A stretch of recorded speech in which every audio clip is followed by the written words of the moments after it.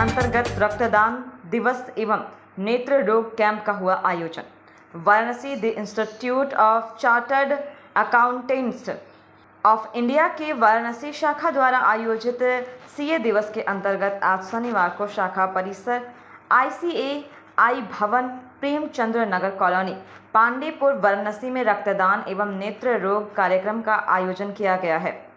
इस कार्यक्रम के संयोजक CA Karandeep Singh, CA Ankita Prabhakar, CA Gurpreet Singh, CA Rohit विशंभरी रहे। विशंभरी चार्टर्ड अकाउंटेंट। आज यहाँ किस तरह का ब्लड डोनेशन कैंप लगाया हुआ है? ये हम लोगों का CA का फाउंडेशन वीक होता है, 1 जुलाई से जो मनाया जाता है वो 1 हफ्ते चलता है। इसमें हर साल की तरह एक दिन ब्लड डोनेशन और इस तरह के कैंप्स का आयोजन किया जाता है, जिससे कि ज़्यादा से ज़्यादा लोगों को इसका फ़ायदा मिल सके और वो अपने ब्लड का टेस्ट हो गया या आपकी जांच हो गई, किसी को ब्लड डोनेट करना हो तो वो भी कर सकता है। कितने लोगों ने ब्लड डोनेशन किया है? अभी तो 25 प्लस लोगों ने कर दिया है। ये शाम के 4 बजे तक होगा। ये कितने का लक्ष्य है आप? लक्ष्य कितने का है? लक्ष्य तो हमारा 150 प्लस होता है। क्या कहना चाहेंगे ब्लड डोनेशंस को लेकर के उन लोगों? ब्लड डोनेशन जो कर सके उसे ज़रूर करना चाहिए। यही एक ऐसी हमारे पास चीज़ है जो हम जन सेवा के रूप में हमेशा कर सकते हैं समय समय पर। आइए। नमस्कार, मैं रितिका उपाध्याय हूँ। मैं करोना डायग्नोस्टिक्स की ब्रांड मैनेजर हूँ। आज ये ब्लड डोनेशन हो रहा है, क्या कहना चाहेंगे आप? देखिए, सबसे बड़ा दान जो होता है वो कन्यादान है।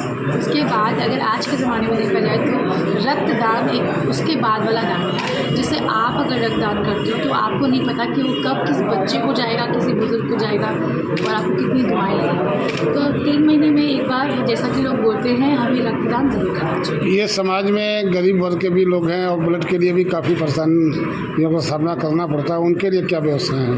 तो देखिए, आपको पता होगा थैलेसीमिया के जो बच्चे होते हैं उनको सबसे ज़्यादा ब्लड की रिक्वायरमेंट होती है। जिस ऑर्गेनाइजेशन आज ब्लड कलेक्शन कर रही है, ब्लड बैंक जो है IMS, उनको मैं तहे दिल से शुक्रिया अदा करना चाहती हूँ। बिकॉज यहाँ पे आज जितने लोग का ब्लड डोनेट होगा वो कहीं ना कहीं या तो थैलेसीमिक पेशेंट्स या कैंसर पेशेंट या किसी न किसी गरीब वर्ग को ही मिलेगा और ये लोग पैसे भी नहीं लेते। तो मुझे दिल से बहुत खुशी हो रही है कि आज मैं इस ब्लड डोनेशन कैंप का हिस्सा हूँ। Ashutosh Kumar Singh from blood centre SSH IMS BHU की तरफ से। मैं आज जो है जो CA वीक मनाया जाता है 1 जुलाई से लेकर 7 जुलाई के बीच में हमारे सर सुंदर हॉस्पिटल BHU की तरफ से जो है यहाँ हर साल प्रत्येक वर्ष CA एसोसिएशन की तरफ से ब्लड डोनेशन कैंप लगाया जाता है। इस रक्तदान का मुख्य उद्देश्य यही होता है कि जो हमारे यहाँ थैलेसीमिया से ग्रसित जो बच्चे हैं जिनको रेगुलर ब्लड ट्रांसफ्यूजन की ज़रूरत पड़ती रहती है और उनको जो है ब्लड पर्याप्त मात्रा में उपलब्ध हो, इसी की सुनिश्चितता के लिए यहाँ जो CA एसोसिएशन है वो लगातार ब्लड डोनेशन कैंप कराते हैं और इसकी वजह से हमारे हॉस्पिटल में जो इस तरीके के बच्चे जो सर्वाइव कर रहे हैं उनको बहुत मदद मिलती है। आज ब्लड डोनेशन का कितना लक्ष्य रखा गया है? आज ब्लड डोनेशन में लगभग 100 से ज़्यादा यूनिट का डोनेशन का टारगेट होता है। अब अभी तक जो है लगभग 30 के आसपास में हुआ है। बाकी अभी और पूरे दिन का ये प्रोग्राम है, चलता रहेगा। तो मैं एक बात और आपके माध्यम से अपील करना चाहूँगा कि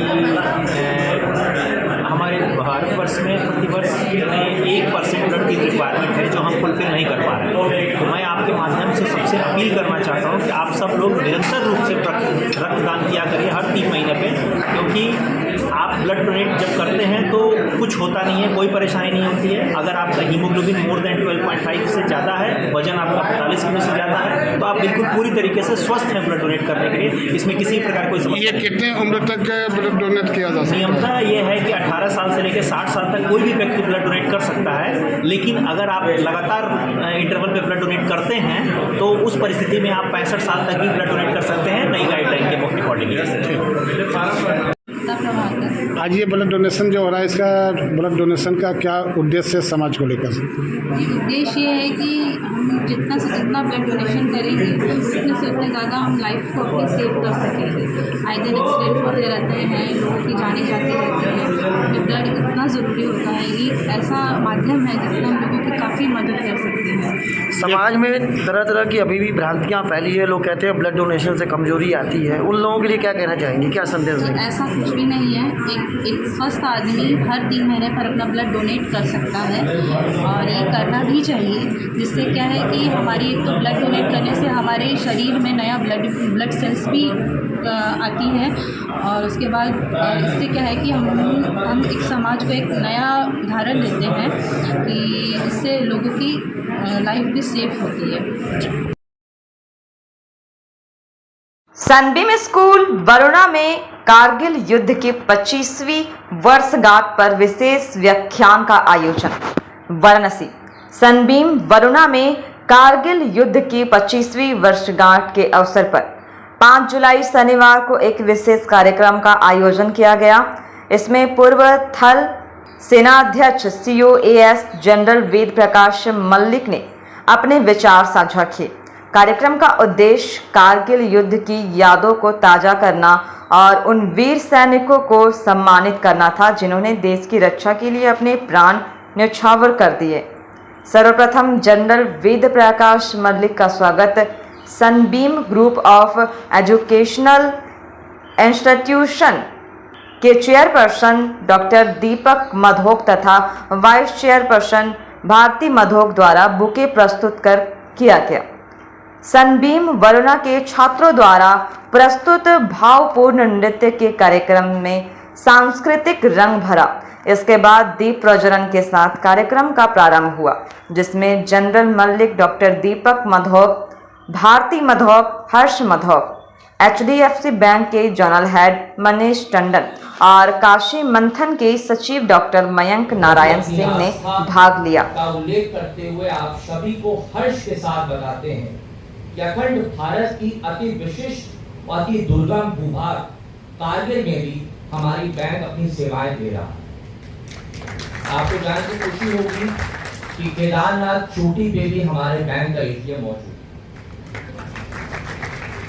आज का ये मंथन और इसका आयोजन हमारी सेना की गौरव गाथा, त्याग और बलिदान को समर्पित द्विउद्देशीय और अति संवेदनशील सीमा रेखा, जहां सामान्य जीवन मुश्किल ही नहीं असंभव ही, वहां पर हमारी सेना ने जीवन को नया आयाम दिया। ऐसा इतिहास रचा जो सदियों तक हर देशवासी की रगों में देशभक्ति की प्रेरणा के साथ दौड़ता रहेगा। कारगिल युद्ध का विजय दिवस पर हर भारतीय जनमानस वही प्रमुख स्थान रखता है जो अनुभूति हम सभी को देश के लोकतंत्र और गणतंत्र बनते समय महसूस की थी। जय हिंद, जय Bharat. Mayank has already given to you the introduction of the war, but let me show you a few slides to give you an indication how the war started. In May 1998, first India and then Pakistan, we had carried out nuclear weapons test. और दोनों देशों ने ये सोच विचार किया कि अब हम दोनों ही न्यूक्लियर शक्तियाँ बन गई हैं और न्यूक्लियर शक्तियाँ आपस में नहीं लड़ती हैं। And that is what the prime minister, the political leadership of both countries they failed. और कुछ हद तक ये माना भी जाता था कि दो न्यूक्लियर शक्तियाँ आपस में नहीं लड़ती हैं, लेकिन हालात कुछ बदल गए और पहले तो दोनों प्राइम मिनिस्टर्स ने समझौता किया आपस में। और हमारे प्राइम मिनिस्टर श्री अटल बिहारी वाजपेयी जी गए लाहौर और बड़े जोश के साथ में, जोश गर्मी के साथ में उन्होंने दोनों ने बैठकर साइन किया लाहौर डिक्लेरेशन, जिसमें ये कहा गया कि हम आगे से लड़ाई नहीं करेंगे इंडिया और पाकिस्तान, लेकिन जो भी हमारे अपनी प्रॉब्लम्स हैं उनको समझौते के साथ में उनको रिजॉल्व करेंगे। तो ये चीज़ पूरी दुनिया ने देखी और उसको साइन करने की लाहौर डिक्लेरेशन के बाद में वो वापस आ गए लेकिन किसी को मालूम नहीं था उस वक्त, पाकिस्तान प्राइम मिनिस्टर को भी इतना मालूम नहीं था कि उनकी अपनी फौज जो है उसके दिमाग में क्या चल रहा है। और उस वक्त जब ये लाहौर का समझौता साइन किया जा रहा था तो उनके जो चीफ थे जनरल परवेज मुशर्रफ, उनके प्लान के मुताबिक लड़ाई की शुरुआत हो चुकी थी। उनके जो पेट्रोल्स थे वो लाइन ऑफ कंट्रोल क्रॉस करने के बाद में कुछ हमारी भर्ती के अंदर आ गए थे, धरती के अंदर आ गए थे लाइन ऑफ कंट्रोल को क्रॉस करने के बाद में। And it was revealed later on that थोड़े पहले वो जो उनके पेट्रोल्स आए और उन्होंने मुजाहिदीन, जिहादी, टेररिस्ट के कपड़े पहने हुए थे, काली सलवार, काली कमीज पहन के वो उस तरीके से अंदर आके हमारे एरिया के अंदर वो घुस के कहीं पर बैठ गए। और जैसा कि अभी नैन्सी ने बताया है तो वो 3-4 मई के आसपास हमारे किसी पेडरिए ने वहाँ पर जो शेफर्ड थे उन्होंने देखा और फिर वो पता चला कि कहीं पर ये लोग आके बैठे हुए हैं। लेकिन फिर भी इतना किसी को मालूम नहीं था क्योंकि कोई इंफॉर्मेशन नहीं थी। इंटेलिजेंस वाले हम लोगों को ये कह रहे थे कि इंडिया और पाकिस्तान में अब लड़ाई होगी ही नहीं और पाकिस्तान की कोई तैयारी भी नहीं है लड़ाई करने की। That is what the information which was being given to us. और मैं भी उस वक्त ऑफिशियल ड्यूटी के लिए यूरोप में गया और 9 या 10 तारीख को पूरा पता नहीं था। लोगों ने बोला कि यहाँ पर 1-2 जगह पर हैं तो उनको हम जैसे पहले भी करते हैं उनको खदेड़ देंगे या मार देंगे टेररिस्ट को। और ऐसा ये चीज़ें ज़्यादा जगह के ऊपर नज़र आने शुरू हो गए, कहीं पर ये और बैठे हुए हैं। तो उन चीज़ों को देखने के बाद में उस वक्त मैं कोई 20 तारीख को वापस आया था यूरोप से अपनी ऑफिशियल ड्यूटी के बाद में। और फिर मैंने और बाकी लोगों ने मिलकर ये देखा कि ये लोग टेररिस्ट तो नहीं हैं, ये सारी जो कार्रवाई कर रहे हैं वो पाकिस्तान आर्मी के आदमी लगते हैं। तभी भी इंटेलिजेंस एजेंसी ने मेरी बात नहीं मानी और उन्होंने बोला नहीं कम से कम 70-75% जो हैं ये सारे टेररिस्ट हैं और शायद 20-30% जो है वो पाकिस्तान आर्मी के लोग होंगे। लेकिन 1-2 दिन जब मैं वहाँ पर गया लोगों से ब्रीफिंग ली तो मुझे अपने दिल में ये यकीन हो गया कि टेररिस्ट ऐसा काम नहीं करते, वो तो भाग जाते हैं गोली चलाकर और कैजुअल्टीज नहीं अपनी देखने मांगते। तो ये लोग आर्टिलरी फायर सपोर्ट भी इनको मिल रही है, कहीं पर हेलीकॉप्टर भी नज़र आए। तो उसके ऊपर उस दिन हम लोग आपस में बातचीत करते रहे कि ये पाकिस्तान आर्मी की तो हमारे रूल्स ऑफ एंगेजमेंट होते हैं वो टेररिस्ट को मुकाबला करने के अलग होते हैं और दुश्मन की फौज के साथ में जो हम मुकाबला करते हैं वो रूल्स ऑफ एंगेजमेंट हमारे अलग होते हैं। आप एक बात Now I'll show you the area with a photograph. This is photograph taken, I mean all these photographs that I'm going to show you now, these were all taken during the war. This is photograph taken from Algeria and Gras area.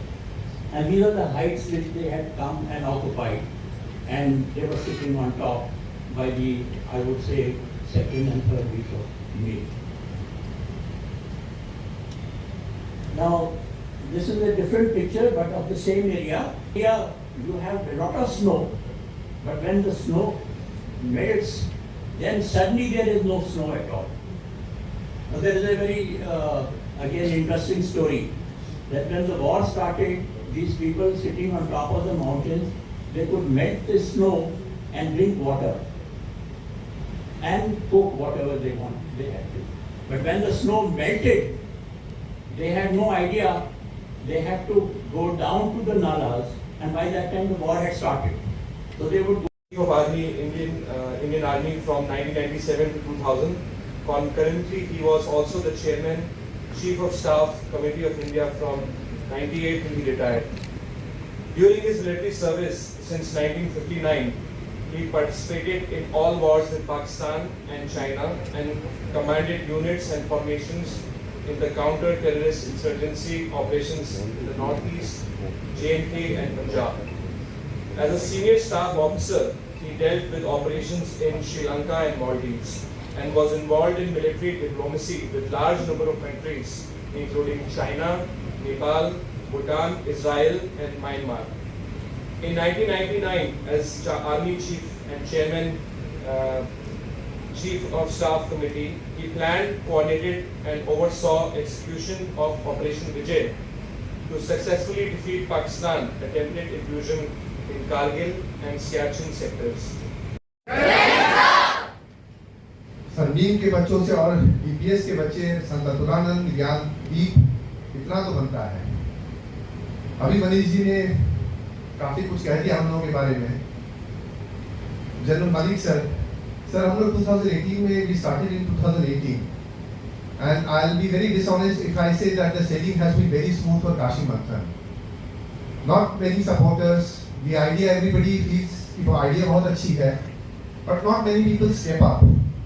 मैंने एक event में एक बार कहा भी था कि राणा प्रताप जब युद्ध करके हार गए थे और वो भीलों के बीच में शरण लिए थे, so he was thinking of giving up. कि अब ये युद्ध नहीं होगा, जब भोजन नहीं है तो युद्ध कहाँ से होगा। उस समय भामा शाह अवतरित हुए, उन्होंने अपनी सारी संपत्ति gave all his money to Rana Pratap कि आप युद्ध करिए, पैसे की चिंता मत करिए। तो मेरे लिए सनबीम एक इंटेलेक्चुअल पार्टनर बन करके वैसे ही उभरा है और HDFC बैंक एक फाइनेंशियल पार्टनर बन करके वैसे ही उभरा है। मेरे लिए आप दोनों भामाशाह हैं। Thank you both.